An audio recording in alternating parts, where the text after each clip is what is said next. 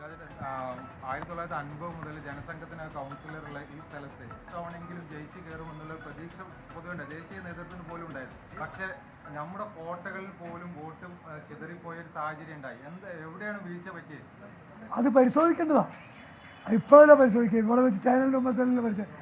ഇന്നലെ റിസൾട്ട് വന്നിട്ടുള്ളൂ, ഒന്ന് പരിശോധിക്കട്ടെ. കൗൺസിലർമാരൊന്നും വേണ്ട രീതിയിൽ പ്രവർത്തിച്ചില്ലാന്നാ പറയുന്നത്. അങ്ങാടി തോറ്റാൽ അമ്മയോട് ആർക്കും വേണ്ട, അതാർക്കും വേണ്ട. അങ്ങാടി തോറ്റാൽ അങ്ങാടി നോക്കിയാൽ മതി, അത് അമ്മയോട് കാട്ടണം. രഘുനാഥിൻ്റെ ബൂത്തിൻ്റെ കാര്യം നോക്കിയാൽ മതി. ഞങ്ങൾക്ക് ഞങ്ങളുടെ ബൂത്തിൻ്റെ, എൻ്റെ ബൂത്തിൽ 822 വോട്ട് പോൾ ചെയ്തപ്പോൾ 666 വോട്ട് എൻ്റെ പാർട്ടിക്കാണ്.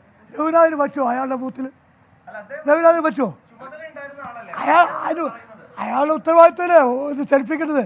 അയാൾക്കത് പറ്റിയില്ലെങ്കിൽ അയാൾ സാധനം രാജിവെക്കണം. അതല്ലേ രഘുനാഥ് കൗൺസിലർമാരുടെ ചീത്ത പോലെയാണ്. കൗൺസിലർമാർ വളരെ പണിയെടുത്തിട്ട് കഷ്ടപ്പെട്ട് ബുദ്ധിമുട്ട് ജയിച്ചതാണ്. ആരും ഔദാര്യം കൊണ്ടൊന്നുമില്ല. പാർട്ടിയുടെ പിന്തുണയും കൗൺസിലർമാരുടെ അധ്വാനമാണ് ചെയ്യാം. ഇത് രഘുനാഥിൻ്റെ അധ്വാനം ഇവിടെ ഒന്നുമില്ല.